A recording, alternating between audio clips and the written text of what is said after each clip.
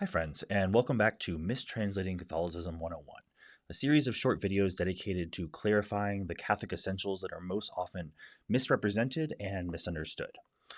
So, for today's episode, I want to talk more about purgatory. Now, purgatory is among the most misunderstood doctrines in the entire deposit of faith. And despite the prevalence of extremely hyperbolic and exaggerated ideas of what it could look like, which were promulgated during the Middle Ages and by authors like Dante, for example, who describe purgatory in terms of visceral symbolism, it is actually a very modestly defined doctrine with a limited scope. The Catholic Church describes it as our final purification that all Christians must undergo who are still attached to sin at the time of their death. According to the Catechism, quote, all who die in God's grace and friendship, but still imperfectly purified, are indeed assured of their eternal salvation. But after death, they undergo purification so as to achieve the holiness necessary to enter the joy of heaven. The Church gives the name purgatory to this final purification of the elect, which is entirely different from the punishment of the damned. End quote. We see here that this final purification, which is described by St. Paul as a purifying fire in 1 Corinthians, and reinforced and foreshadowed by passages in Maccabees where alms and sacrifices were offered for dead souls. Purgatory is still a rather vaguely defined doctrine that allows much room for interpretation, while binding the Catholic faithful to a very modest claim.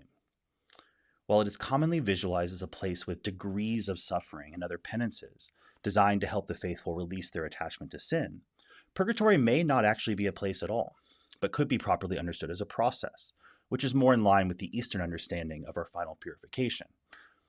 Furthermore, one's experience in purgatory is not actually confined to a particular length of time, even though we Catholics often imagine and describe it as such.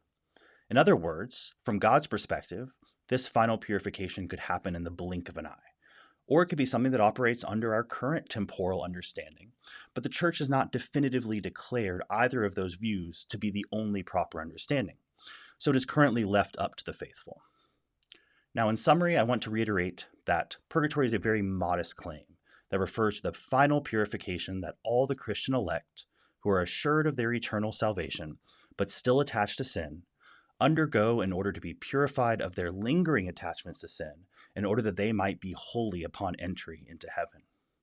Again, the manner in which this purgation happens, as well as whether or not it occurs in a place or over a length of time, is not actually determined. So let us be careful not to misrepresent this doctrine when we speculate on the specifics.